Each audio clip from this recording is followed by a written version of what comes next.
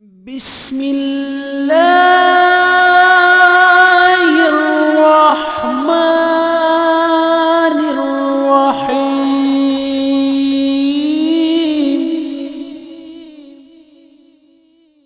اے رب جہاں،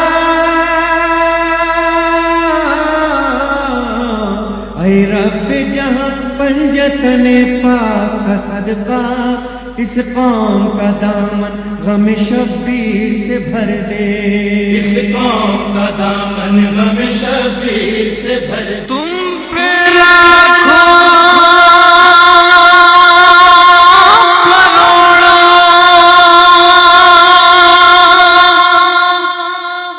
درود و سلام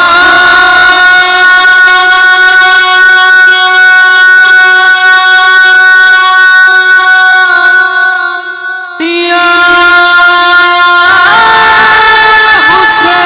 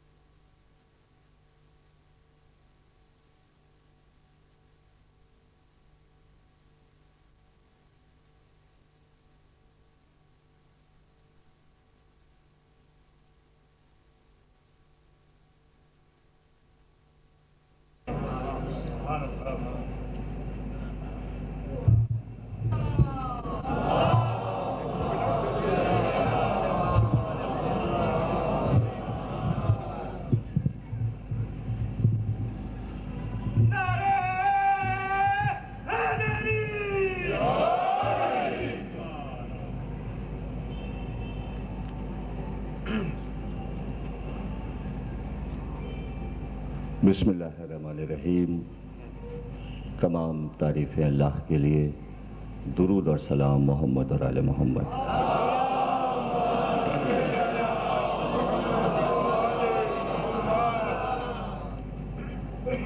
عشرہ چہلم کی جامع سبتین میں پہلی تقریر آپ حضرات سماعت فرما رہے ہیں۔ عشرے کا موضوع ولایت علی قرار پایا ہے۔ دراصل لفظ ولایت سے ہم سب واقف ہیں اور اس لفظ کو بار بار استعمال کرتے ہیں مولا علی کے فضائل میں، مرتبے میں، لیکن اس کا مفہوم، حقیقی معنی، اس موضوع پر ہم 10 روز گفتگو کریں گے کہ قرآن نے اس لفظ کو کس معنی میں استعمال کیا ہے اور اللہ اس لفظ سے کیا طلب کرتا ہے بندوں سے۔ اس لفظ کو اللہ نے اپنے پیغمبر پر کیوں اتارا، کس معنی میں اتارا، اور مفسرین نے اور مسلمانوں نے اس کے کیا معنی لیے، جان کر ایسا کیا یا علم صحیح معنی نہیں سمجھ سکے یا معنی چھپا دیے۔ جو بھی ہو وہ تو پھر گفتگو ہوگی کہ اصل معاملہ کیا ہے۔ اور ولایت علی کے ماننے کے فوائد کیا کیا ہیں اور نقصانات نہ ماننے میں کیا ہیں. یہ ہے اصل بات جس وجہ سے موضوع کا انتخاب کیا گیا. اگر ہم اللہ نے جس معنی میں اس لفظ کو نازل کیا اور اصل اس کے معنی ہم بیان کریں تو ولایت کے معنی ہے حکومت. حکومت. ولی کے معنی ہے حاکم، حکومت کرنے والا. یہ ہے اصل معنی. اب اس کے علاوہ کیا معنی ہے؟ بہت سے ہو سکتے ہیں. عربی میں بہت سے معنی ہیں. اب جب یہ کہتے ہیں کہ قرآن میں آج کل ایک آیت سب کو بہت یاد ہے، تبصرہ کرتے ہیں یہودیوں کو اور نصارہ کو اپنا ولی نہ بناؤ.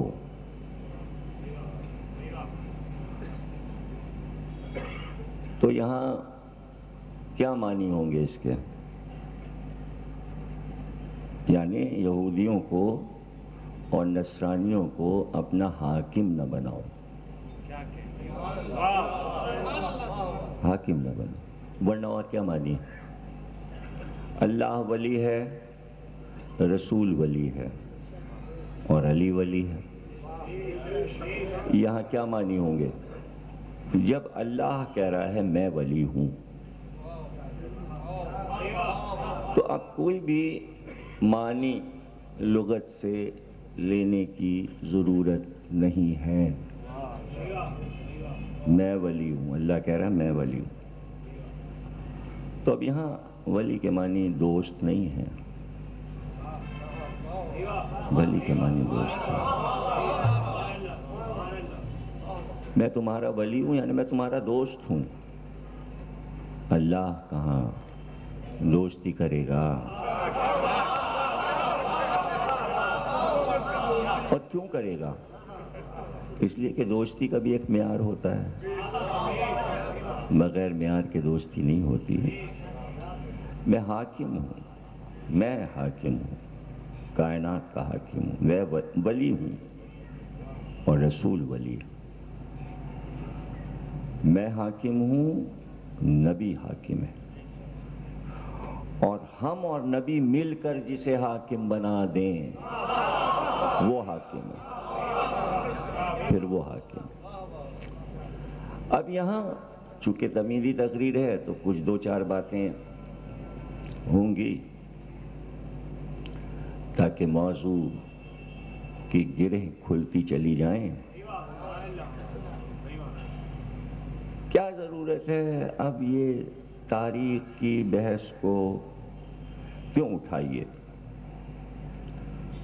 ہسٹری میں، تاریخ میں، اسلام کی تاریخ میں کون کیا بنا، اب اس سے کیا فائدہ؟ جو ہونا تھا وہ ہو گیا. اب اس کو موضوع کیوں بنائیے؟ نہ بنائیے. کون کہہ رہا موضوع بنائیے؟ لیکن ایک عادت جو پڑ گئی ہے مسلمانوں کو، اور مسلمانوں میں سب شامل ہیں، آپ بھی، ایک عادت پڑ گئی ہے قرآن میں دکھائیے.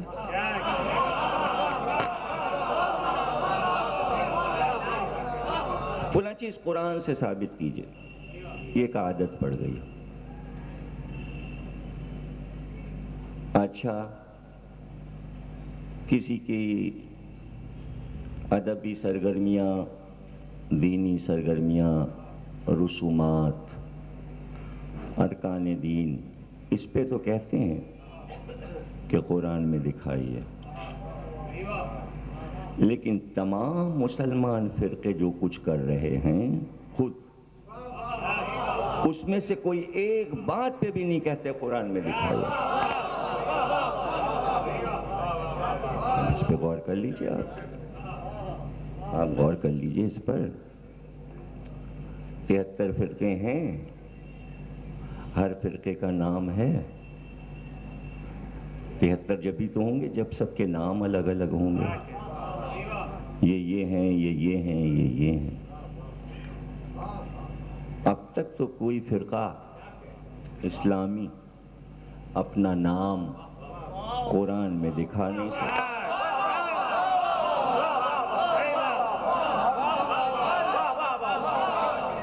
قرآن میں دکھائیے، قرآن میں دکھائیے۔ کیا تو جب یہ بحث ہو کہ قرآن میں دکھائیے،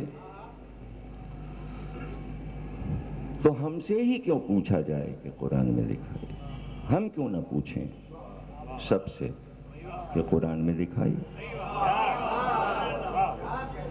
50 ملک ہیں اسلامی، 53 ہیں، 70 ہیں، 80 ہیں، 83 ہیں، 84 ہیں، جتنے بھی ہیں، جو تعداد ہو، ان ملکوں میں سے کسی ایک ملک کی اسلامی حکومت اور قانون قرآن میں دکھائیے۔ ایک طرف آپ کہتے ہیں جو قرآن میں نہیں وہ جائز نہیں، وہ حرام ہے، وہ غلط ہے، تو پھر یہ حکومتیں، ان کے آئین، ہر ملک پکار رہا ہے ہمارا آئین اسلامی نظام ہے، تو کتنے رنگ کا اسلامی نظام ہے؟ کیا 73 رنگ کا اسلام قرآن میں موجود ہے یا ایک رنگ کا؟ آپ نے کہا کہ بعد نبی خلافت کا دور شروع ہوا، تو خلافت قرآن میں دکھائیے۔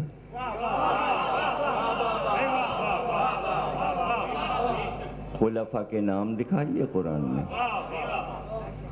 ان کی حکومت کا دستور جو کچھ انہوں نے رائج کیا وہ دکھائیے، قرآن سے ثابت کیجیے۔ اس کے بعد پھر امت نے امامت بنائی، 4 امام پہلے بنائے، اس کے بعد اور بہت سے بنائے، وقفے وقفے سے، یعنی بلا فصل نہیں ہے بلکہ وقفے وقفے سے۔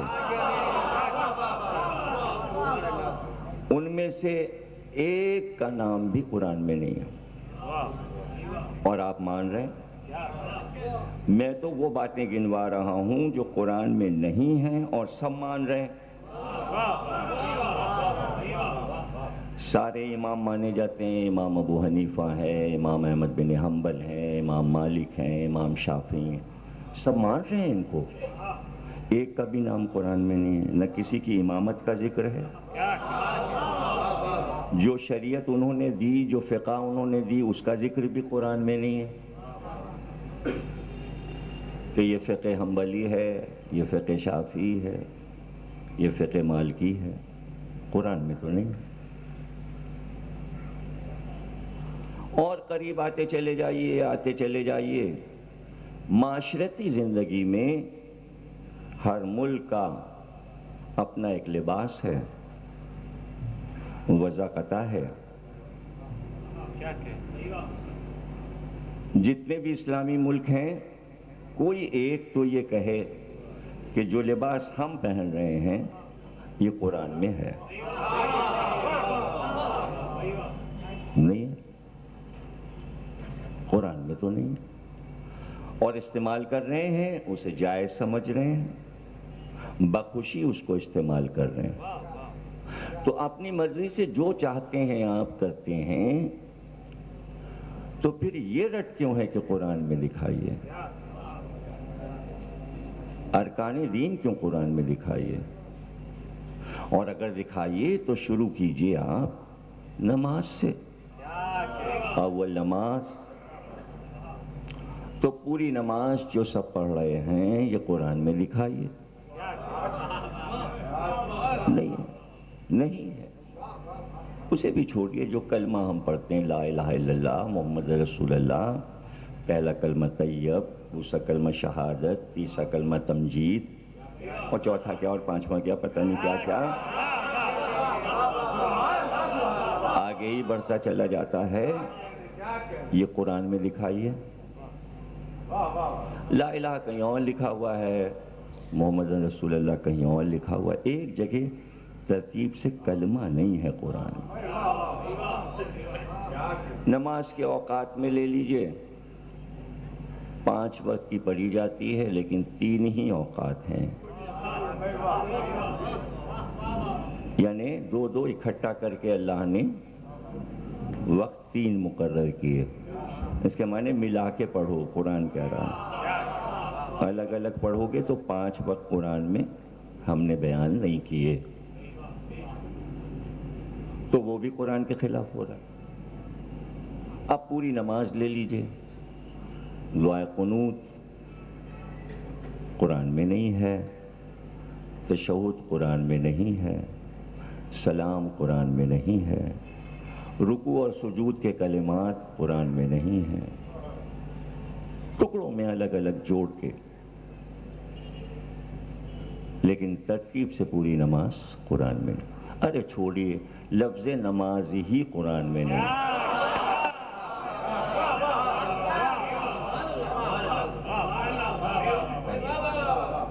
لفظ نماز ہی قرآن میں نہیں، اور بول رہے ہیں کروڑوں انسان بول رہے ہیں یہ لفظ قرآن کے خلاف۔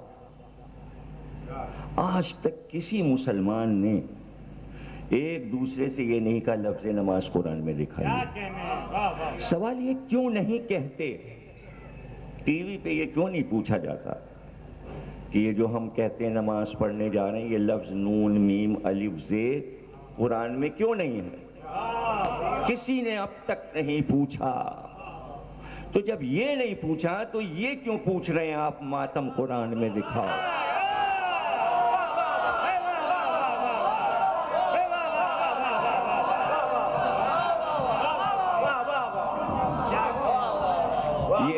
یہ ہیں نزاکتیں، یہ ہیں مسائل کہ اس پہ غور نہیں کیا جاتا۔ یہ عادت ہی بری ہے کہ قرآن میں دکھاؤ۔ دیکھیے وہی کہے گا کہ قرآن میں دکھاؤ، یہ لفظ وہی بولے گا کہ قرآن سے ثابت کیجئے، جو قرآن کو کافی سمجھتا ہوگا۔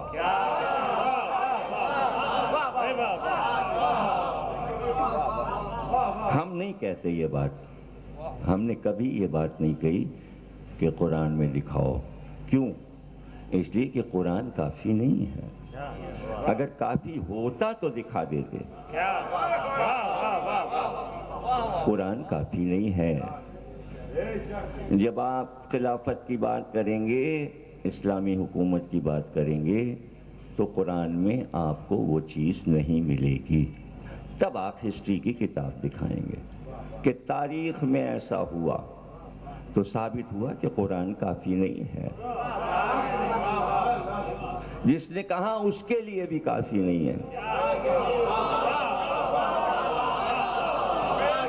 اس کے لیے بھی کافی نہیں ہے۔ اس لیے حضور کی یہ حدیث تمام فرقوں کو اچھی طریقے سے دل سے ماننا چاہیے۔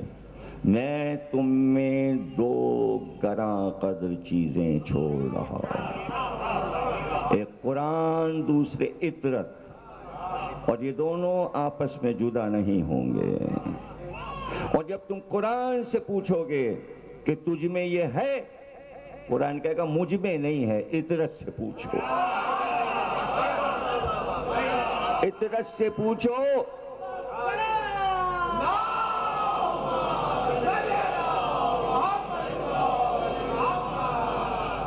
عطرت سے پوچھو۔ اور جب اطرت سے پوچھا جائے گا تو اطرت کہے گی آؤ ہم تمہیں یہ قرآن میں دکھائیں.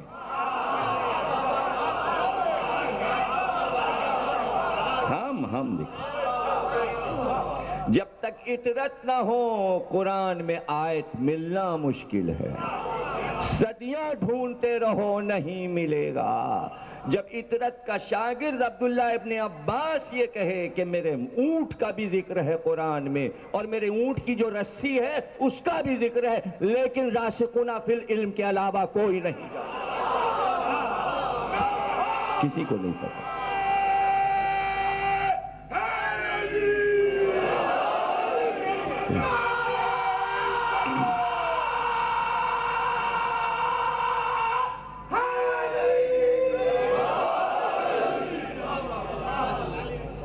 لیکن ہم نے اس حدیث کو یہ کہہ کر موقوف کیا کہ یہ کہا تھا حضور نے کہ میں قرآن اور سنت چھوڑ رہا ہوں.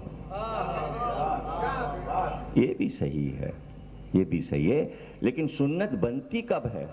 جب اطرت عمل کرتے ہیں تب بنتی ہے. اور یہ نہیں کہ بعد پیغمبر کا عمل سنت بنے. نبی کی زندگی میں اہل بیت جو عمل کریں وہی سنت ہے، بلکہ صرف سنت نہیں، اہل بیت جو عمل کریں وہی ہے قرآن. تو اس وقت اس عہد میں اس زمانے میں زیادہ ضرورت ہے کہ ہم اس بات کو سمجھائیں کہ امامت کیا ہے، ولایت کیا ہے. کیوں سمجھائیں، کیوں اس بات کو محفوظ کیا جائے؟ اس لیے کہ اللہ نے یہ چاہا کہ جب نبوت تمام ہو اور آخری نبی آ جائے تو انسانوں کی ہدایت کے لیے ایک سلسلہ قیامت تک کے لیے قائم کیا جائے. اللہ نے طے کیا. تو نبوت تمام ہوئی، سارے انبیاء اپنا کام کر کے چلے گئے. اللہ نے ایک باب کھول دیا امامت کا، ولایت کا. وہ بھی ہم نے مقرر کیا تھا، یہ بھی ہم نے مقرر کیا. ہم چاہتے تو سلسلہ نبوت کو قیامت تک رکھتے. اب یہ ہماری مرضی ہے کہ ہم نے نبوت کو آخری نبی پہ کیوں روکا اور پھر امامت اور ولایت کو کیوں شروع کیا اور اسی کو آخری منصب کیوں قرار دیا. اب اس کے بعد کوئی منصب نہیں ہے، یہ آخری منصب ہے. امامت پر کائنات کو ختم کر دیں گے. نہ رہے امامت تو قیامت ہے.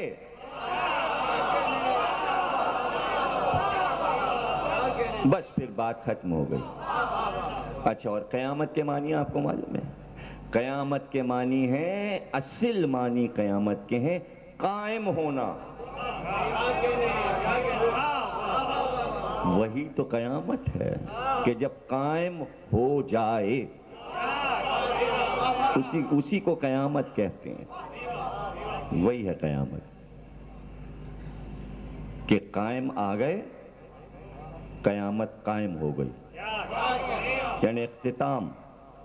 اب وہ اختتام جس اختتام کو ہمیشہ رہنا ہے، پھر اسے ختم نہیں ہونا ہے سلسلے کو. تو ہم نے اس سلسلے کو راہ ہدایت قرار دیا. اب آخری جو آئے اور آ کر پوری دنیا کو ایک دین پر اکٹھا کر دے، یکجا کر دے، آنا ہے اسے. اور کوئی فرقہ ہو، کوئی مذہب ہو، ابھی تو سب اپنی اپنی چلا لیں، لیکن جب وہ آ گیا تو ایک دین پہ سب کو آنا ہے. یعنی اس دن تو دین سب کو چھوڑنا ہی پڑے گا.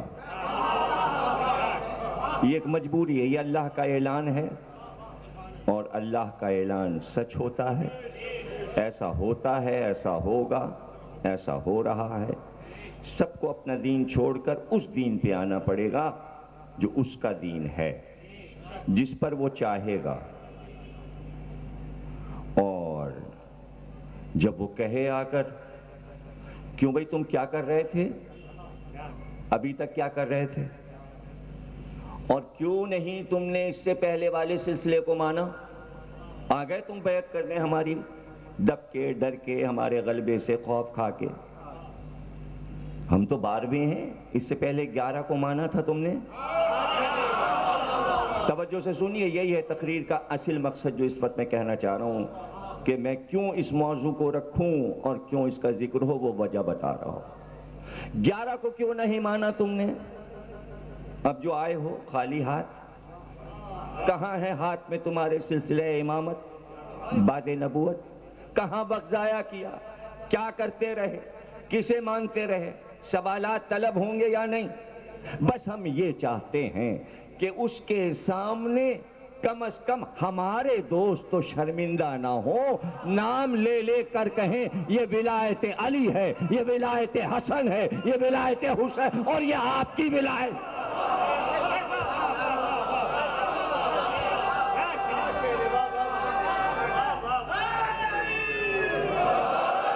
ہم نے وقت ضائع نہیں کیا۔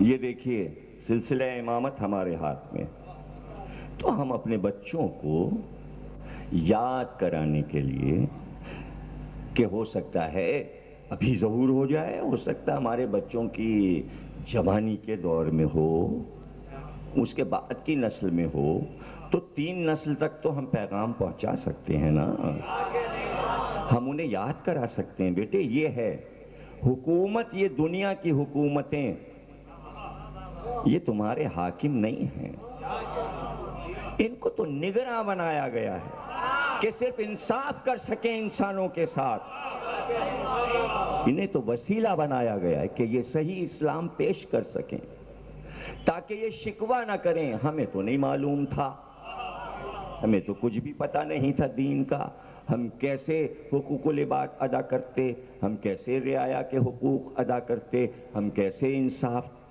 قائم کرتے پوری امت میں، پوری قوم میں، ہمیں کچھ بتایا ہی نہیں گیا۔ نہیں بتایا گیا آپ کو، یہ مجلسیں بتا رہی ہیں۔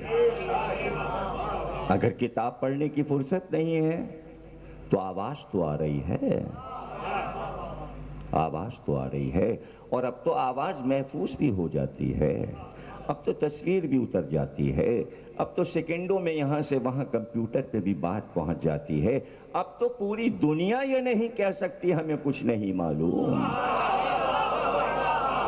بھئی کل تک تو یہ تھا آپ اپنی جگہ پہ، اپنے محلے میں، اپنے قریے میں، اپنے گاؤں میں، اپنے شہر میں بیٹھ کے مجلس پڑھ لیتے ہیں، کہاں پوری دنیا کو معلوم؟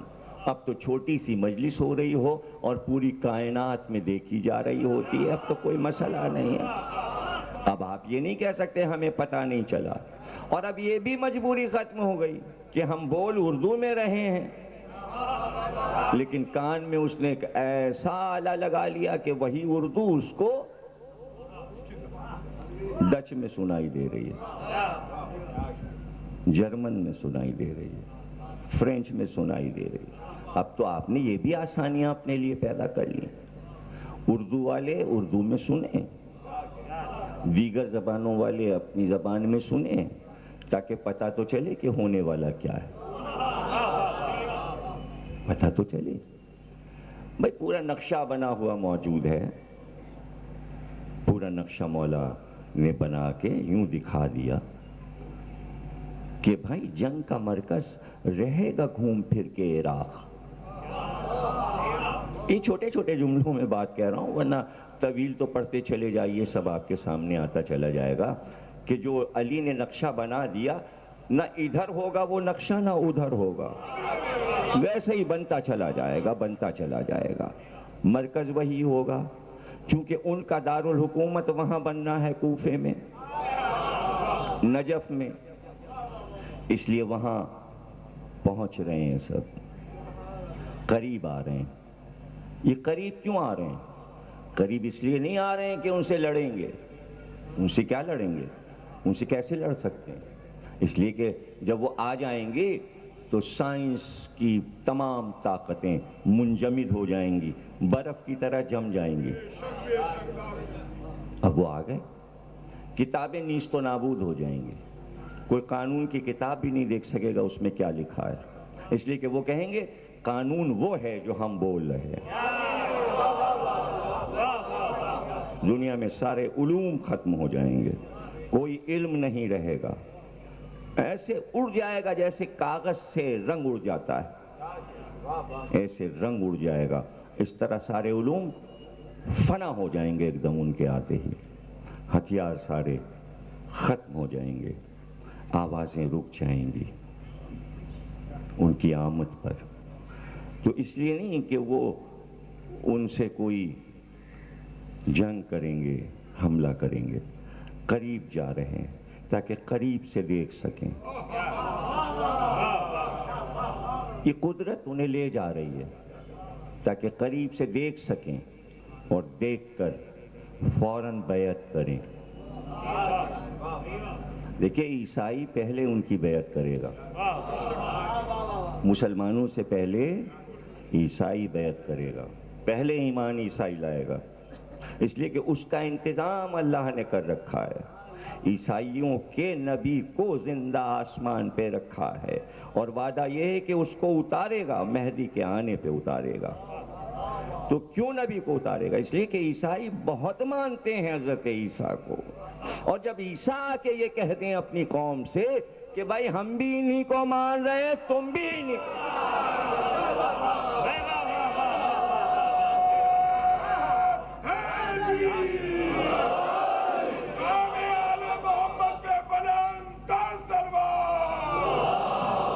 یہ بھی مولا نے بتا دیا کہ حضرت عیسیٰ جب آ جائیں گے تو اپنی پوری قوم کو تبلیغ کر کے کہیں گے یہ آ گئے، یہ ہمارے بھی امام ہیں، میں تمہارا نبی ہوں لیکن یہ میرے امام ہیں۔ تو اس دن تو یہ بحث ختم ہو جائے گی کہ نبوت افضل ہے یا امامت افضل ہے۔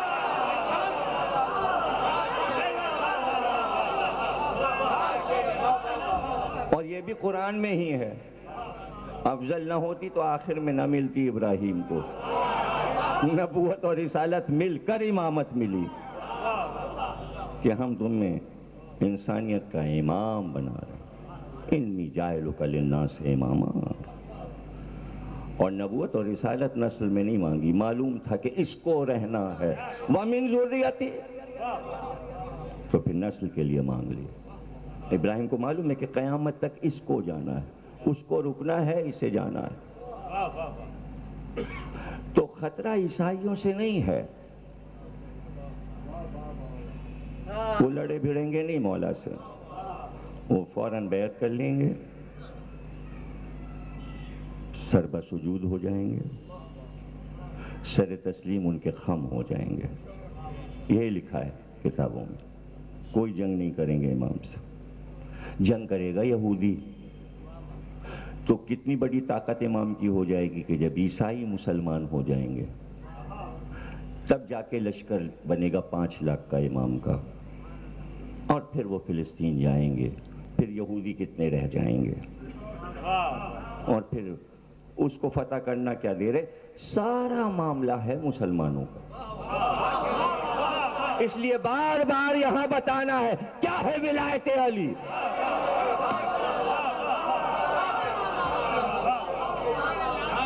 یہاں بتانا ہے۔ عیسائیوں کے لیے کوئی ابھی ناصر رضا صاحب کے والد فضل رضا صاحب، ان کے لیے آپ حضرت دعا کیجئے، کچھ ان کی طبیعت ناساز ہے کہ اللہ انہیں صحت کلیہ عطا فرمائے۔ تو پڑھ چکا ہوں میں رضویہ میں یہ جملہ، لیکن دہرا رہا ہوں چونکہ قبلہ فضل رضا صاحب نے اشارہ کیا کہ دیکھیے انگریز کتنا چالاک ہے، علم و ادب میں، قانون میں، حکومت میں۔ اس نے مسلمانوں پہ جب حکومت کی تو اپنی حکومت کا نام اس نے کیا رکھا؟ ولایت۔ ولایت۔ کہاں جا رہے ہیں صاحب؟ ولایت جا رہے ہیں۔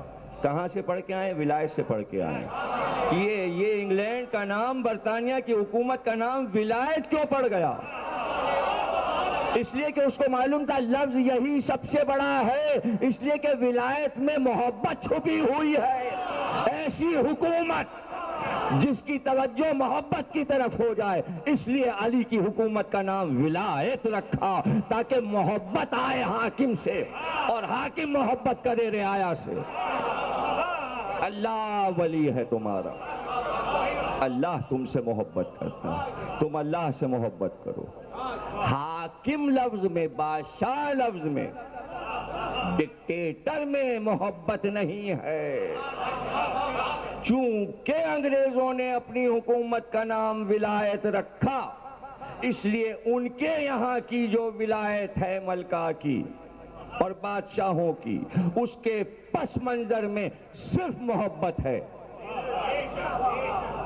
آپ نے غور کیا ہے کبھی اس بات پہ کہ پوری دنیا کا سسٹم بدل گیا اور نئی تھیوری پیش کر دی انگریزوں نے کہ اسمبلی ہونا چاہیے، عوام کی حکومت ہونی چاہیے، ووٹ ہونا چاہیے، الیکشن ہونا چاہیے، وزیر ہونا چاہیے، لیکن ملکہ کو سجا کے رکھا، محل کو سجا کے رکھا۔ کہا ہم یہ نہیں کریں گے کہ اگر الیکشن ہو گیا ہے، توجہ کیجئے گا جملے پر، انگریزوں نے کہا ہم یہ نہیں کریں گے، یہ نہیں کریں گے کہ اگر ہم نے ووٹ دے کے کسی کو بنایا ہے تو اب اپنے بادشاہ کی بیٹی کا گھر جلا دیں، ہم یہ نہیں کریں گے، یہ نہیں کریں گے۔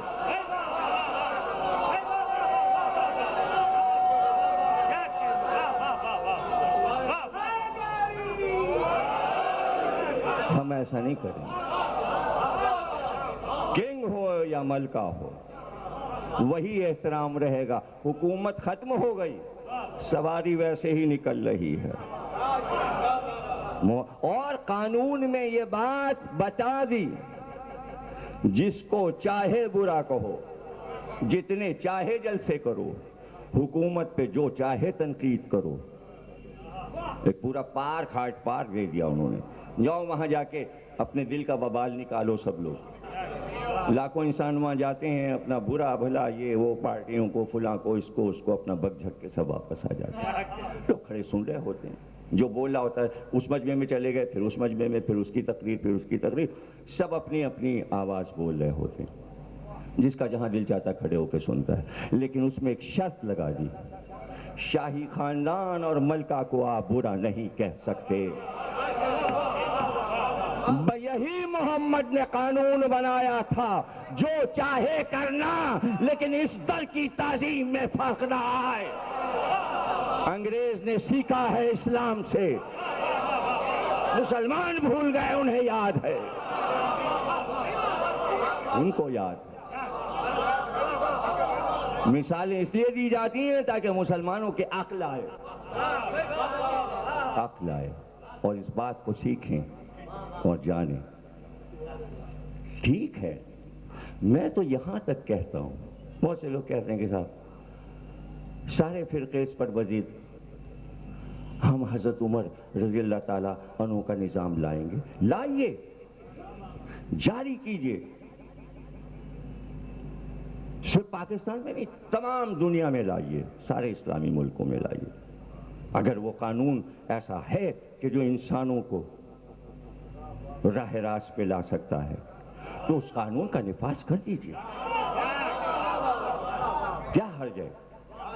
لیکن میرا کہنا یہ ہے کہ قانون ان کا چلائیے، لیکن معاشرے میں اخلاقیات سکھانے کے لیے، مسلمان کو انسان بنانے کے لیے پھر آپ کو اہل بیت کی ضرورت پڑے گی۔ یہ ہے مسئلہ۔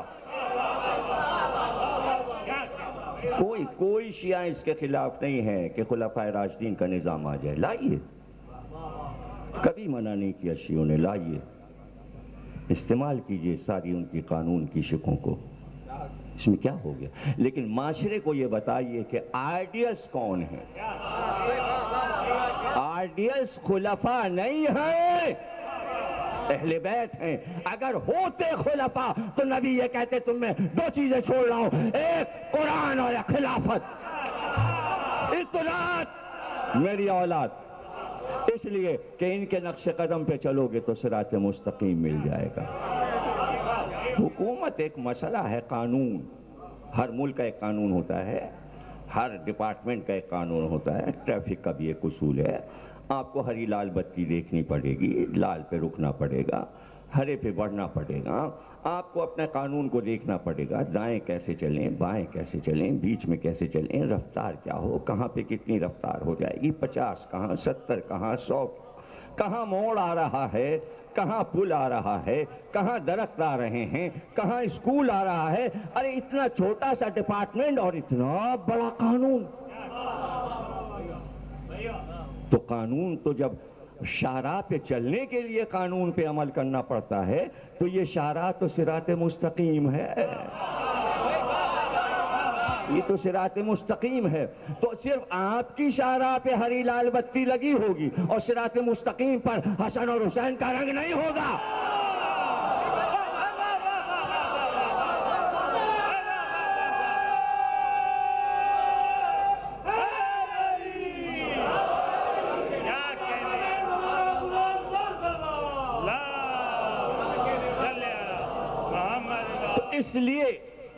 اس لیے کہ ہم حق کو سمجھ سکیں، صراط مستقیم کو سمجھ سکیں، خلافتیں صراط مستقیم نہیں سمجھا سکیں، ان کے بس میں بھی نہیں تھا، ان کے اختیار میں نہیں تھا، اس لیے کہ وہ یہ کہا کرتے تھے اپنے خطبوں میں کہ اگر میں بہک جاؤں تو مجھے راہ سے لگا دینا۔ ان کو بھی یہ یقین نہیں تھا کہ ہم صراط مستقیم پر ہیں یا نہیں ہیں، اور اب تک مسلمانوں کو یہ یقین نہیں ہے، اسی لیے دعا کر رہے ہیں دکھا دے صراط مستقیم۔ اہل بیت اور عترت یہ بتاتے ہیں آؤ ہماری طرف، ہم تمہیں قائم کر دیں صراط مستقیم پر، اس لیے کہ قائم ہمارے پاس ہے، کہیں نہیں ہے۔ نماز سے امامت تک، نماز قائم کریں تو ہم، جہاد قائم کریں تو ہم، توحید کا پرچم لہرائیں تو ہم، فروع اور اصول سکھائیں تو ہم۔ ہمارے لیے کیا مشکل تھا؟ جس طرح شاہوں نے زندگیاں گزاری، کیا مشکل تھا ہمارے لیے؟ مسلمان اس پر بھی غور نہیں کرتے، کتنی فکری باتیں ہیں۔ علی کے لیے یہ بات کیا مشکل تھی؟ جس نے ساری جنگیں جیتی ہوں، اس کے حصے کا مال غنیمت سب سے زیادہ ہونا چاہیے، تقسیم تو اس کے ہاتھ سے ہوتا تھا، تو انصاف تو یہ تھا جس نے جنگ فتح کی ہے اس کا حصہ زیادہ ہو، اور اگر ساری لڑائیوں کا حصہ علی کے پاس ہوتا تو پورا عرب علی خریدے بیٹھے ہوئے ہوتے، اس میں کیا مشکل کام تھا؟ علی جیسا شجاع ملکوں کی فتوحات بھی کر سکتا تھا، سب کچھ کر سکتے تھے علی، لیکن علی سے جب کہا گیا تو علی نے یہی کہا ہمارے سپرد کچھ کام ہیں، ہمیں وہ کام کرنے ہیں، ہم اس سے نہ ادھر ہو سکتے ہیں نہ ادھر ہو سکتے ہیں، اور ہماری ایک سمت ہے، بس ہم ادھر چلے جا رہے ہیں۔ تو ان جملوں کو کس نے سمجھا؟ یہی کتنا مشکل کام ہے کہ چھوٹے چھوٹے علی کے جملے سمجھ لیے جائیں، تو کم از کم یہ مجلسیں ہمارے لیے مددگار ہو جاتی ہیں کہ ہمیں اتنا وقت ملتا ہے، موقع ملتا ہے کہ مولا کے وہ چھوٹے سے جملے جس میں معنیوں اور بیان کے سمندر آباد ہیں، ہم انہیں دہرائیں اور ان کے معنی سمجھیں تاکہ ہمیں فائدہ پہنچے کہ علی ایسا کر سکتے تھے لیکن صبر کی زندگی گزار دی، صبر کی زندگی گزار دی، اس لیے کہ اللہ کو صبر پسند ہے۔ وہ تو وہ کرتے تھے جو اللہ کو پسند ہے، وہی کام کرتے تھے جو اللہ کو پسند ہے، اور جب یہ وہ کام کرتے تھے کہ جو اللہ کو پسند ہے تو اس میں کیا بات ہے اگر میں یہ کہہ دوں کہ یہ وہ کرتے تھے جو اللہ کو پسند ہے، تو اللہ وہ کرتا تھا جو انہیں پسند ہے۔ سمجھنے میں کوئی دقت نہیں ہے اس بات کو۔ اب جو تمہیں پسند وہ ہم کریں گے، دیکھیے اس کو یہ پسند کہ تم اپنا نفس بیچ دو، مرضیاں لے لو. اس کو اس وقت یہ پسند کہ ان کا سر کٹ جائے، اس کو اس وقت یہ پسند کہ ان کا گھر لوٹ جائے. گھر لوٹ گیا ہے، سر کٹوا دیا. تو اب ان کو جو پسند ہوگا وہ اللہ کو پسند ہوگا یا نہیں؟ جب انہوں نے وہ کر دیا جو اس کی پسند تھی، تو اب اللہ کو وہ کرنا پڑے گا جو ان کی پسند ہے. اب اگر حسین یہ کہہ دیں کہ بیٹا ہوگا تو ہوگا، اس لیے کہ ان کی پسند اب اس کی پسند. تم نے کہہ دیا، دے دیا، اب تم کہتے جاؤ ہم دیتے جائیں. اس میں کیا مشکل بات؟ یہی ہے مسئلہ. اللہ کہتا ہے آپ سے بھی یہی کہتا ہے، ہم سے بھی یہی کہتا ہے. تم ہم کو یاد کرو، ہم تمہیں یاد کریں گے. اسی جملے کو بڑھا لیجئے. یہ وہ کرتے تھے جو اللہ چاہتا تھا، اللہ وہ کرتا تھا جو یہ چاہتے تھے. اس میں کیا مشکل بات کیا ہے؟ اس میں بڑھانے چڑھانے کی کیا بات ہے؟ اس میں تو ہم کتنے بڑھ جاتے ہیں جب ہم یہ کہتے ہیں کہ اللہ ہمیں یاد کرتا ہے، ہم اللہ کو یاد کرتے ہیں. تو ہم افضل ہو گئے انبیاء سے. کہیں چھوٹوں موٹوں کو بھی اللہ یاد کرتا ہے. وہ کہہ رہا ہے ہمیں یاد کرو تو ہم تمہیں یاد کریں گے. تو اس یاد کرنے میں کہیں شرک نہ ہو جائے. یادوں ہی میں تو آپ کہہ رہے ہیں شرک ہو رہا ہے. یہ یاد تو حسین کی مناتے ہیں نا. اب یہاں بھی یہی مسئلہ ہے کہ جب حسین ہمیں یاد کرتے ہیں تو ہم حسین کو یاد کرتے ہیں. دیکھیے دو طرفہ محبت جب تک نہیں ہوگی سلسلہ جاری نہیں رہ سکتا. محبت ادھر سے بھی ہے، محبت ادھر سے بھی ہے، اور ان کے صدقے میں ہمارا ذکر بھی رہ جاتا ہے. بڑی قومیں آئی ہیں چلی گئی ہیں، جیسے ہماری قوم کا ذکر ہوتا ہے کسی قوم کا ذکر نہیں. کیوں؟ اس لیے کہ ہم زندہ تو تم بھی زندہ. محبتوں کے مسئلے ہیں، یہ محبتوں کے مسئلے ہیں.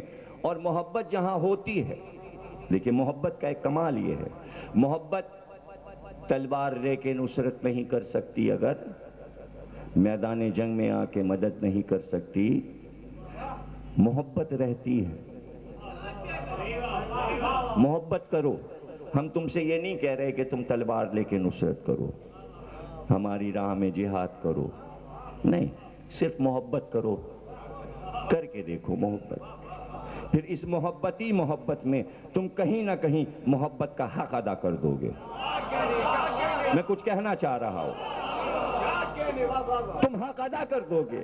اگر سچی محبت ہے تو حق ادا کر دو گے. اور اس کے لیے یہ بھی شرط نہیں ہے کہ لا الہ الا اللہ ہو. محبت ہو. یہ ہے حسین کا دین. اگر آپ اسے سمجھ سکیں، حسین کا دین یہ نہیں ہے کہ پہلے لا الہ کہو پھر محمد رسول اللہ کہو. نہیں، محبت.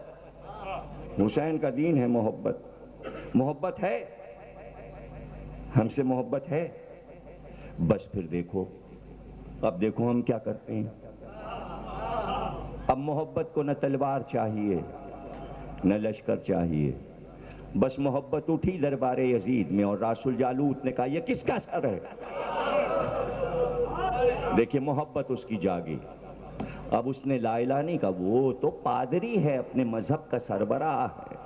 وہ تو سکھاتا ہے کہ عیسیٰ مسیح، وہ تو انجیل پڑھاتا ہے، اس کا اسلام سے کیا تعلق. لیکن محبت یہ سب کچھ دیکھ کر نہیں جاتی ہے. وہ محبت جاتی ہے یہ دیکھ کر کہ حسین کے محبت کی کرن کہاں جاگ رہی ہے، اس پار کہاں ہو رہا ہے. وہاں چلی محبت اور دل میں اس نے گھر بنایا. اور جب گھر بنایا تو وہ اٹھا. حاکم کا دربار ہے، میں سفیر ہوں، میں اس کے اختیار میں ہوں، اب کوئی خوف نہیں. محبت خوف بھی نہیں دلاتی. واہ محبت. محبت میں کہیں خوف ہوتا ہے؟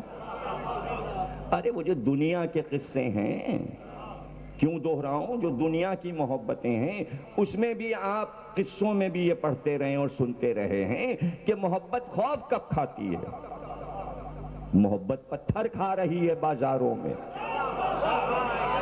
دنیا کی محبت کا یہ عالم ہے کہ اسے پتھر کھانے کا اور زخموں کا احساس نہیں ہو رہا ہے، اور سڑک پہ دیوانوں کی طرح گریبان چاک کیے ہوئے ایک دنیا کی محبت کے لیے جا رہا ہے۔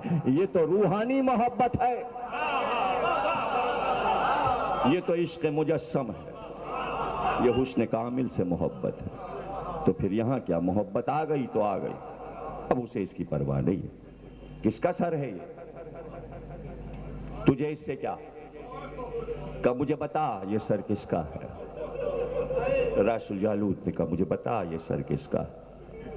دیکھیے یزید نے، عرب کا یہ دستور تھا کہ جب نام چھپانا ہوتا تھا تو پھر باپ کا نام نہیں لیتے تھے، ماں کا نام لیا کرتے تھے۔ فلاں ابن فلاں ماں کا نام لے کے بتاتے تھے۔ یزید نے چاہا کہ بات کو یہیں پہ چھپائے، اس کو نہ بتایا جائے کہ یہ حسین ابن فاطمہ ہے۔ دیکھا آپ نے، لیکن شجرہ تو اصل یہی ہے حسین کا۔ قدرت کا نظام دیکھیے آپ، نہ ادھر سے چھپا سکتے ہو شجرہ، نہ ادھر سے چھپا سکتے ہو۔ بے اختیار اس نے کہا کون فاطمہ؟ تمہارے نبی محمد کی بیٹی فاطمہ۔ اب کیا کہے یزید؟ سر جھکایا، کہاں؟ محمد کی بیٹی فاطمہ۔ کہا رے تمہارے نبی کی یہ تیسری نسل ہے اور اس کا سر کاٹ لائے اور جشن منا رہے ہو۔ مجھے دیکھو، میں حضرت داؤد کی 33ویں پشت میں ہوں، نبی داؤد کی 33ویں پشت میں ہوں۔ اور جاؤ روم میں جا کے دیکھو اور پوچھو، جب میں چرچ سے باہر نکلتا ہوں تو میری قوم میرے قدموں کی مٹی اٹھا کر اپنے سر پہ رکھتی ہے، بچوں کے تعویذ میں میرے قدموں کی مٹی ڈالی جاتی ہے۔ میں داؤد کی 33ویں پشت میں ہوں تو میرے پیروں کی مٹی میں یہ طاقت قوم پا رہی ہے۔ یہ تو تمہارے نبی کا بیٹا نواسہ ہے اور تم نے اس کا سر کاٹ لیا۔ اب جو بھی کہا ہو اس نے، محبت بول رہی تھی، وہ بول رہا تھا، اس نے خطبہ دیا۔ تو یزید نے کہا ہے کوئی؟ بلاؤ جلاد کو، اس کا سر قلم کر دو، باغ میں لے جا کے اس کا سر کاٹ دو۔ حکم قتل دیا راس الجالوت کو، قتل کر دے۔ اب دیکھیں اس کو خوف نہیں ہے، اب خوف نہیں ہے۔ اس نے کہا کہ قتل کر دے لیکن میں تجھے بتا دوں، تقریر کا آخری جملہ، میں تجھے بتا دوں، اب تو قتل ہو جاؤں گا، میں تجھے بتا دوں، رات میں نے خواب دیکھا،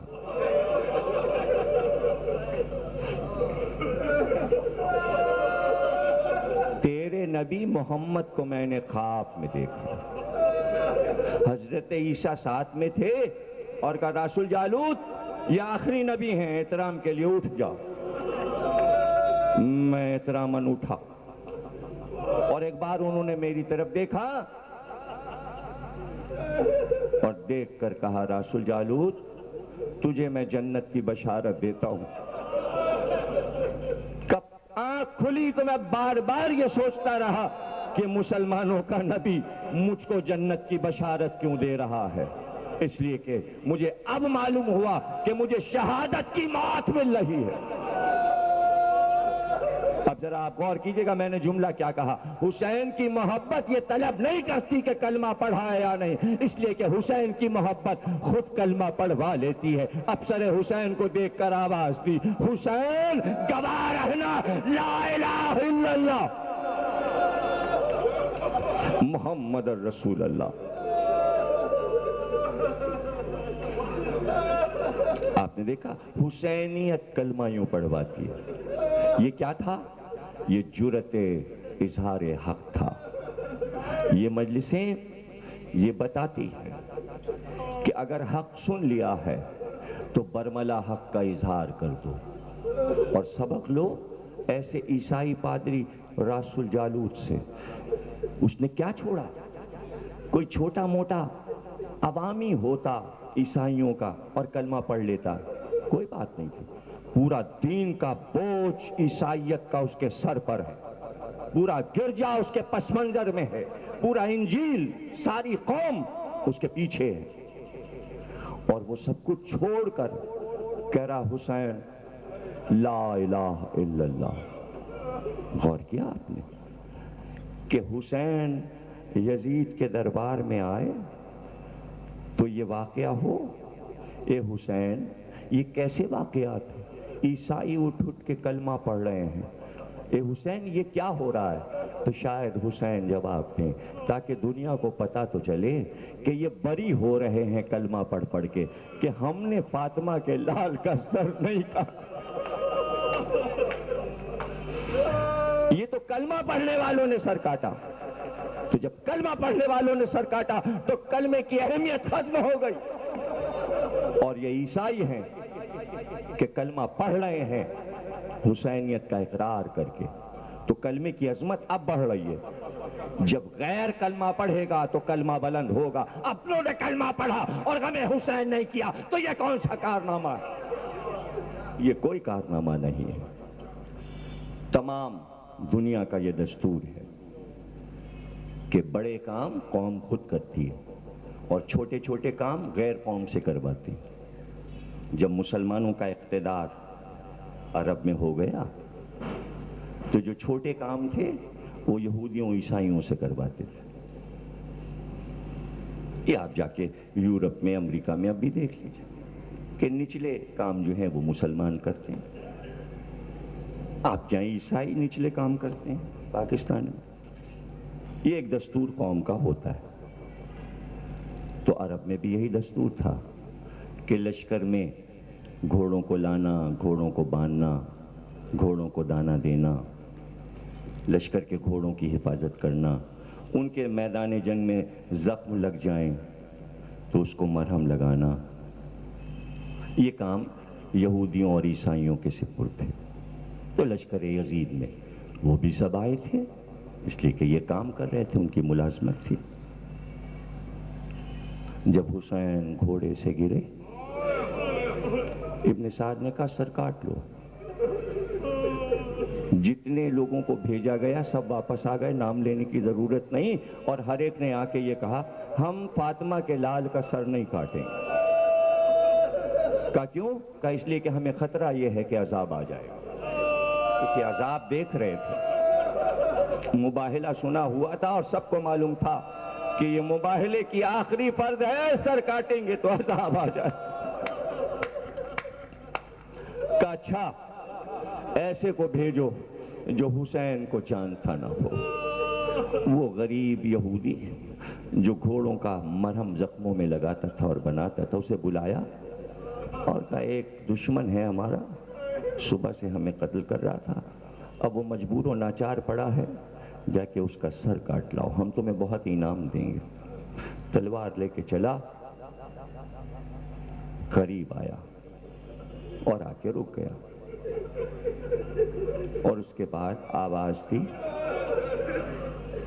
غش میں ہے مولا، آنکھیں بند ہیں. آواز تھی، کہا اے مسافر،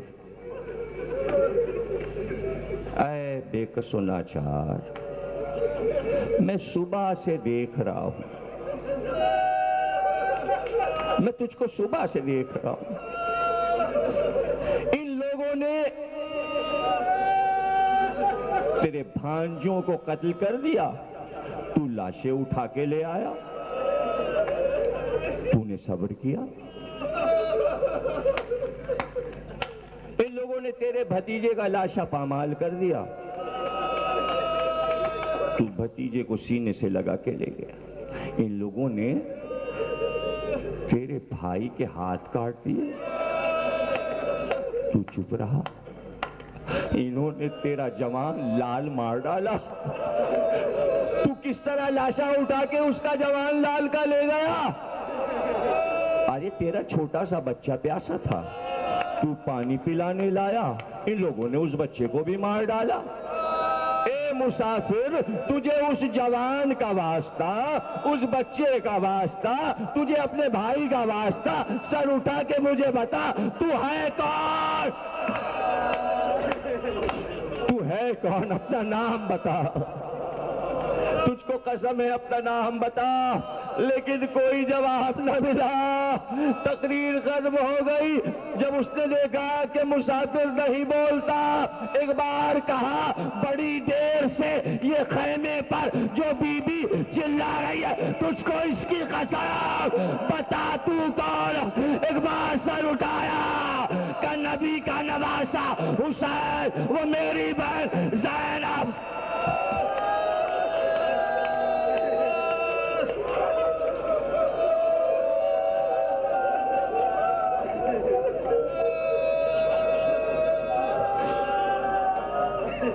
بار الہ اس عبادت کو قبول فرما، بانی ازا کو اس سے زیادہ توفیق عطا فرما کہ ازا کو اسی طرح قائم رکھیں، ان کے بچوں کو خوش رکھ، بلاؤں اور مصیبتوں سے دور رکھ، تمام حاضرین مجلس کی تمام مرادیں پوری ہوں، ہم میں جو بیمار ہیں ان کو شفا عطا فرما، پروردگار ان کے رزق میں زیادتی فرما، جو بے روزگار ہیں انہیں رزق عطا فرما، بحق محمد اور آل محمد، پروردگار امام زمانہ کا ظہور فرما، تعجیل فرما۔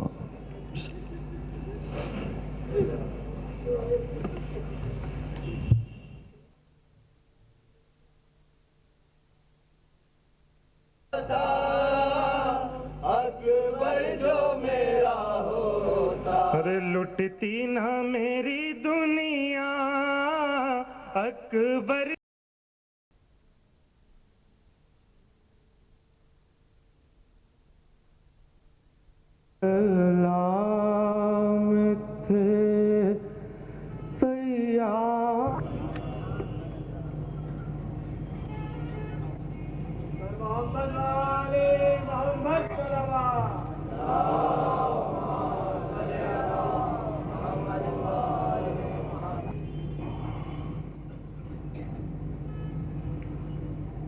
بسم اللہ الرحمن الرحیم۔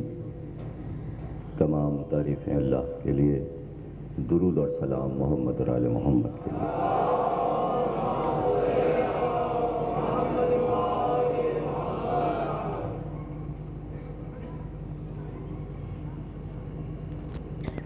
عشرہ چیلوں کی دوسری تقریر جامعہ سبتین میں آپ حضرات سماعت فرما رہے ہیں ولایت علی کے موضوع پر۔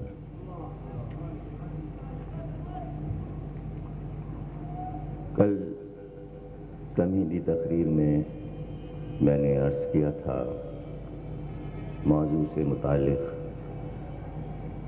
کچھ اہم باتیں کہ اس وقت اپنے موضوع کو عالمی اور مقامی سطح پر بھی آپ دیکھیں اور اس بات کو سمجھیں۔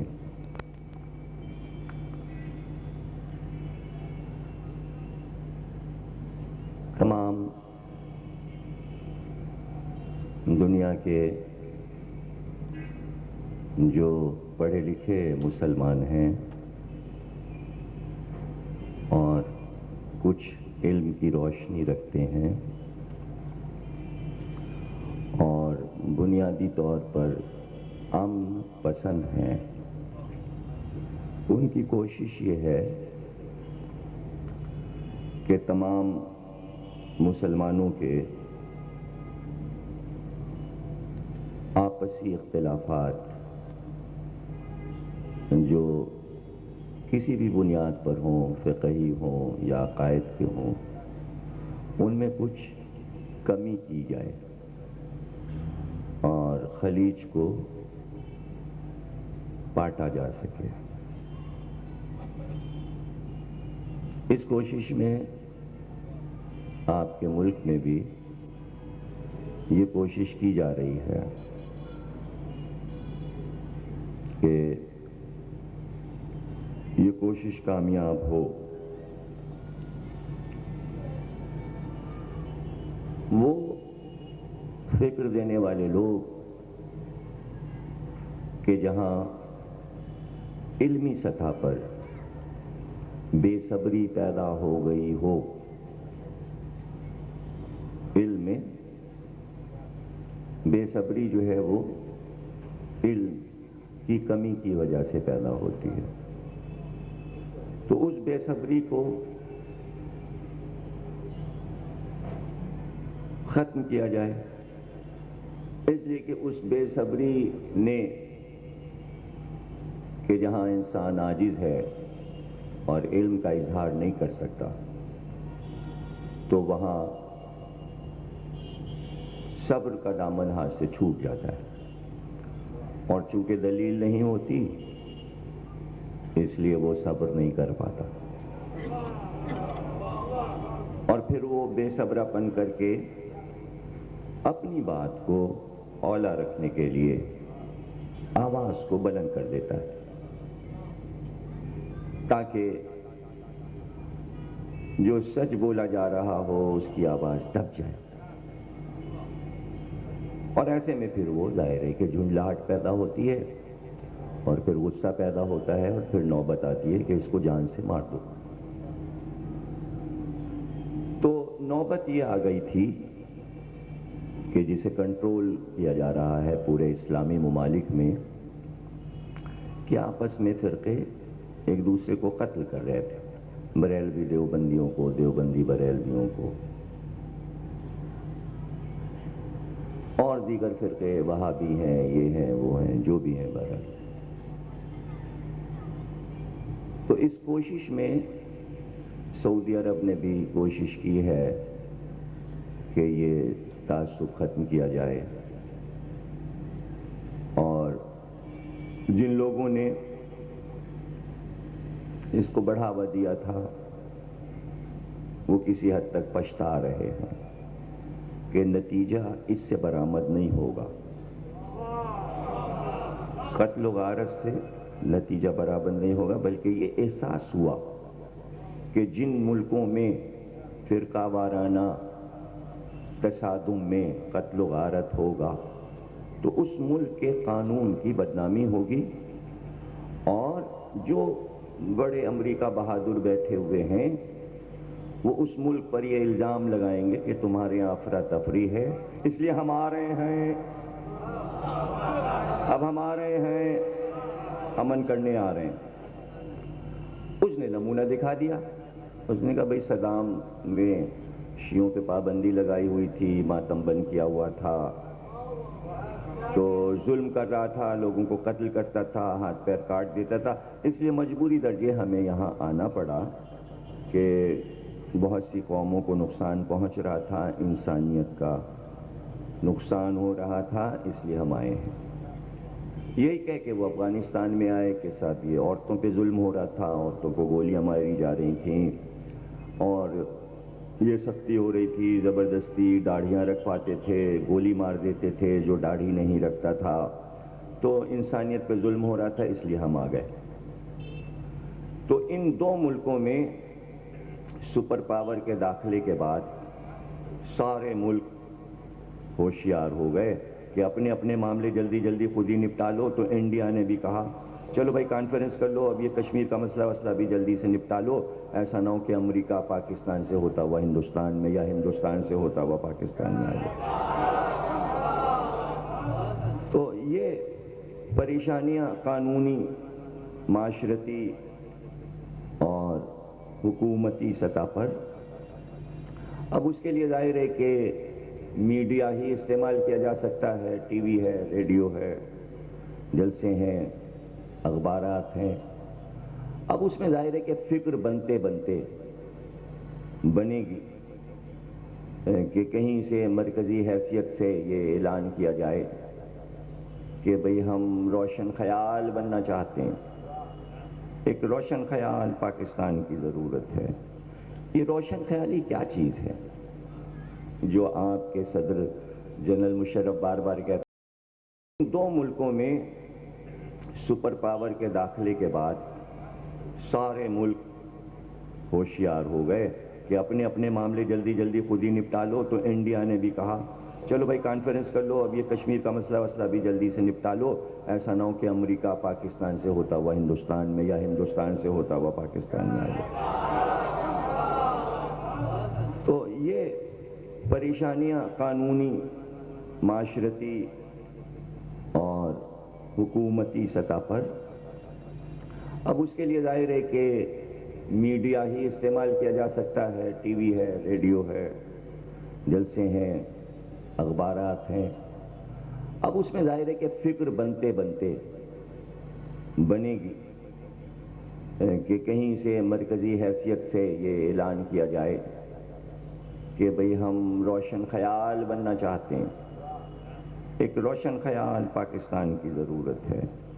یہ روشن خیالی کیا چیز ہے جو آپ کے صدر جنرل مشرف بار بار کہتے ہیں کہ ہم روشن خیال پاکستان چاہتے ہیں؟ تو یہ روشن خیالی کیا چیز ہے, اور عوام میں کتنے لوگ اس بات کو سمجھ رہے ہیں کہ روشن خیالی کیا ہے؟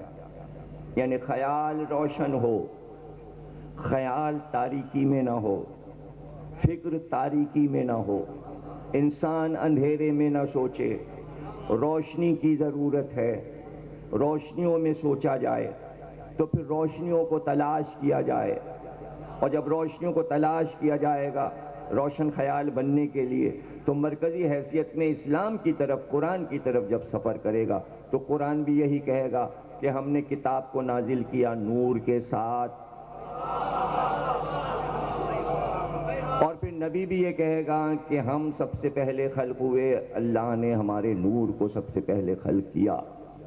تو نورانی گفتگو کا آغاز جہاں سے ہوگا وہیں تو روشنی ہوگی. جہاں نور ہوگا وہاں روشنی ہوگی, جہاں روشنی ہوگی وہاں روشن خیالی ہوگی.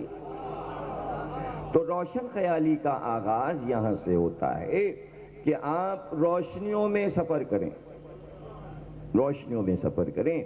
تو اب اس وقت سب سے بڑی روشنی لوگ سمجھتے ہیں ٹیلی ویژن کی روشنی.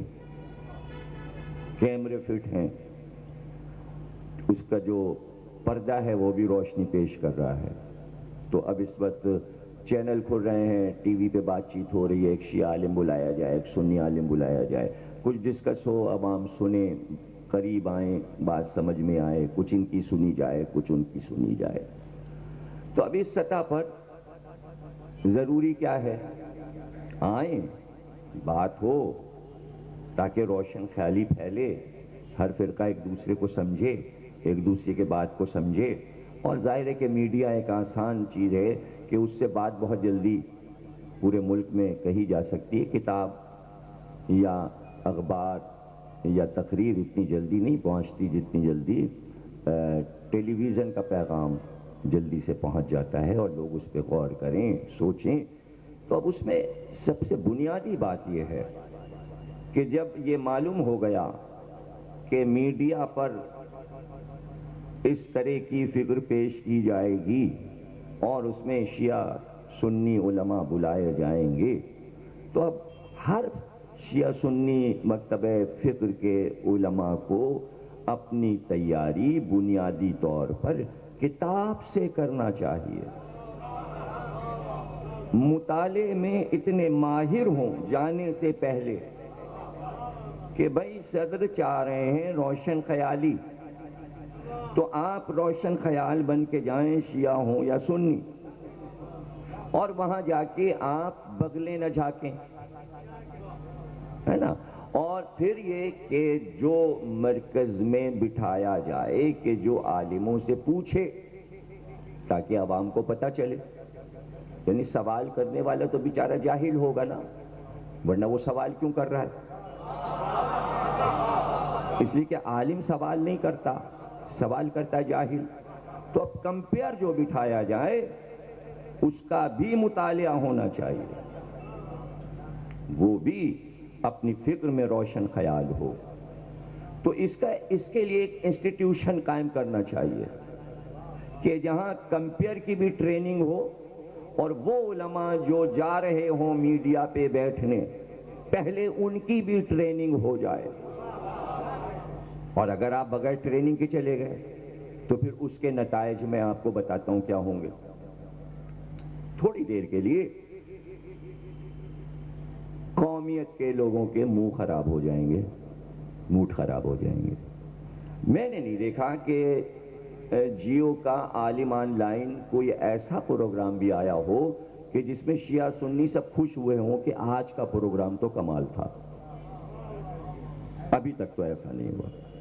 مجھے کوئی ایسا آدمی نہیں ملا اب تک کہ جو یہ کہتا صاحب یہ پروگرام تو کمال کا تھا, اس میں شیعہ صاحب بھی خوب بولے اور سنی صاحب بھی خوب بولے اور سوال بھی بڑے اچھے اچھے ہوئے. تنقید کرتے ہی ہوئے دیکھا, سنی حضرات اپنے عالم پہ تنقید کرتے نظر آئے, شیعہ اپنے عالم پہ نظر کرتے آئے, تنقید کرتے ہوئے صاحب دیکھیے غلط جواب دے دیا, یہ کیا کر دیا, اور یہ کہنا چاہیے تھا, یہ کہنا چاہیے تھا, اور یوں کہنا چاہیے تھا, یہ کیا کہہ دیا, اور یہ کیا ہو گیا. یہ ہو رہا ہے 1.5 سال سے میں دیکھ رہا ہوں.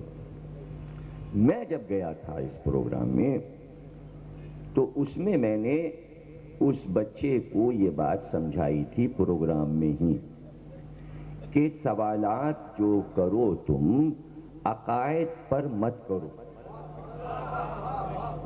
تم فقہی سوالات کرو, تم فروعی سوالات کرو, تم سماجی اخلاقی سوالات کرو کہ لائف کو بنانا ہے انسان کو. اس لیے کہ عقائد کے سوالات میں آپ کچھ نہیں کر سکتے, اس لیے کہ عقائد مستحکم ہے. اللہ ایک ہے, اس پہ سوال کیا ہے, اس پہ کیا ڈسکس ہوگا. اللہ ایک ہے, اگر 2 ہوتے تو بحث ہوتی کہ صاحب ایک جگہ کہا گیا ہے کہ 2 ہیں تب بحث کیجئے, ایک ہے تو اس پہ بحث کیا, ایک ہے. اب اسلامی ملک میں یہ بحث تو ہوگی نہیں کہ ہے یا نہیں ہے, یہ بحث تو رسول اللہ کے زمانے میں ہو چکی, ہمارا نبی اس بحث کو ختم کر چکا. بھئی اگر آج پھر یہ بحث اٹھے کہ وہ ہے کہ نہیں ہے تو ہمارے یہ جو 12 معصومین کہہ گئے کہ وہ ہے, تو آپ ساری تعلیمات پہ پانی پھیر کے پھر وہی پرانا سوال 1400 سال کہ وہ ہے کہ نہیں ہے. ارے وہ ہے, جبھی تو ہم بیٹھے ہیں, ہم ہیں. تو اب یہ کیا سوال کہ وہ ہے کہ نہیں ہے, اس کا وجود ہے, وجود ثابت ہو چکا, یہ بھی ثابت ہو گیا کہ ایک ہے, اس پہ بحث کی کوئی ضرورت نہیں. وہ عادل ہے, وہ عادل ہے, یہ کون کہے گا کہ وہ ظالم ہے, اس لیے اس پر بھی کوئی سوال نہیں ہوگا. 1,24,000 انبیاء آئے, سب پہ ایمان رکھنا ضروری. اس میں سوال کیا ہے, نبوت پہ کیا سوال, امامت پہ کیا سوال, قیامت پہ کیا سوال. تو یہ ہے عقائد, عقائد کو نہ چھیڑا جائے. اب جب عقائد چھڑیں گے تو پھر اس میں شیعہ سنی دونوں عالموں کا مطالعہ کرنا بہت ضروری ہے. انہیں یہ پتہ ہونا چاہیے, شیعہ عالم ہو یا سنی, شیعہ عالم کو یہ معلوم ہونا چاہیے کہ وہ کون کون سے شیعہ عقائد ہیں جو سنی کتابوں میں لکھے ہیں, اور سنیوں کو یہ معلوم ہونا چاہیے کہ شیعوں کے کون کون سے عقائد ہمارے ائمہ اور ہمارے علماء نے لکھے ہیں. جب تک یہ نہیں معلوم ہوگا دونوں قلع بازیاں کھاتے رہیں گے, پروگرام بیکار ہوتے رہیں گے, لوگ مذاق اڑاتے رہیں گے. اور ابھی تک یہ ہو نہیں پایا, جبکہ یہ 1 سال پھر ہو گیا. پچھلے سال بھی میں نے انہی تقریروں میں یہ کہا تھا کہ آپ یہ جان کر جائیں کہ جو سوال کیا گیا ہے اس کے بارے میں آپ کی پوری اسٹڈی ہونی چاہیے. اور ایک دلیل نہیں ہوتی کسی چیز کے لیے. جب کوئی بڑا سوال ہوتا ہے, کوئی بڑا مسئلہ سامنے آتا ہے, تو اس کو پھر دیکھا جاتا ہے قرآن کے آئینے میں, حدیث کے آئینے میں, رجال کے آئینے میں, فلسفے کے آئینے میں. کہاں یہ مل سکتا ہے, ادب میں کہاں ہے, تاریخ میں کہاں ہے, آیات میں کہاں ہے, حدیث میں کہاں ہے, اقوال ائمہ میں کہاں, دیگر فرقوں کے یہاں اس کا نظریہ کیا کیا ہے. جب تک کہ آپ دائرہ وسیع نہیں کریں گے مطالعے کا, تب تک آپ بات کو سمجھا نہیں سکتے. اس لیے کہ چھوٹے سے پیمانے پر معلومات پر آپ میڈیا پہ نہ بیٹھیں. اس لیے کہ دیکھیں جہاں عوام تنقید کر دیں کہ یہ بات صحیح نہیں کہی عالم صاحب نے, تو اس سے ہی قلعی کھل گئی کہ مطالعہ کامل نہیں تھا. ورنہ عوام کی کیا مجال؟ عوام یا تو پھر عالم سے زیادہ پڑھے لکھیں کہ وہ یہ کہنا چاہیے تھا اور یہ کہنا چاہیے تھا، تو پھر عوام کے سطح سے اٹھ کر بولیں آپ کو یہ اندازہ ہو کہ ہمارے عوام کتنا علم رکھتے ہیں، ہمیں اس کے اوپر جانا ہے، تو اس کے لیے تیاری آپ کو زیادہ کرنا پڑے گی کہ جو بات ہم بتانے جا رہے ہیں اس وقت جتنی عوام دیکھ رہی ہے ہمیں، اس کو یہ بات نہیں معلوم۔ اس دعوے کے ساتھ، اس یقین کے ساتھ آپ منبر پہ بیٹھیں کہ جو بات ہم بتانے جا رہے ہیں ان میں سے کسی کو نہیں معلوم، تب تو ہے بات تو جب ہے نا۔ تو اب یہ ولایت علی کا مسئلہ ظاہر ہے کہ بار بار ٹی وی پہ آئے گا، ابھی بار بار آئے گا، آپ دیکھیں گے اخبارات میں آئے گا، یہ مسئلہ ڈسکس ہوگا۔ جب یہ مسئلے طے کیے جا رہے ہیں نا، یہ عراق میں، ایران میں، لبنان میں، لیبیا میں، شام میں، مصر میں، سعودی عرب میں، پاکستان میں، یہ سب جگہ یہ مسئلہ ابھی اٹھے گا۔ اس مسئلے کو اٹھنا ہے۔ کیوں اٹھنا ہے؟ اس لیے اٹھنا ہے کہ یہ مسئلہ اسلام کا سب سے اہم مسئلہ ہے، یعنی قرآن، حدیث، توحید، نبوت، قیامت، سب سے زیادہ اہم یہ مسئلہ ہے۔ دیکھیے، اگر ولایت علی کو مرکزیت نہ دی کسی نے بھی عقائد میں، جو کہ اللہ چاہتا ہے، اس لیے کہ اللہ کو یہ معلوم ہے کہ ولایت علی کے ذریعے میں اللہ ایک ہوں، اس لیے اہم ہے یہ مسئلہ۔ اگر ولایت علی ہے تو محمد اللہ کے رسول ہیں۔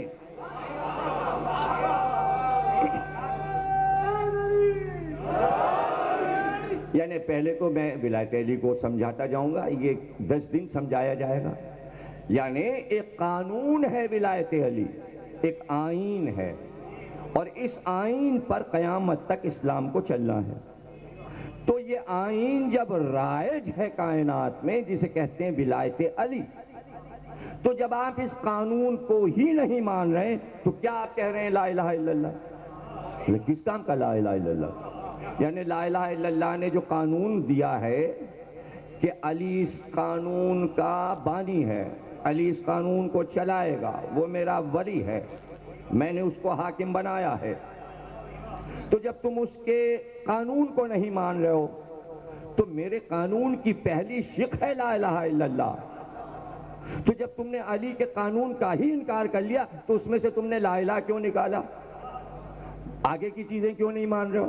یعنی تم اپنے پسند کی چیزیں ہمارے قانون میں سے لے کے مان رہے ہو تو ہٹ جاؤ، تم ہمارے نہیں ہو۔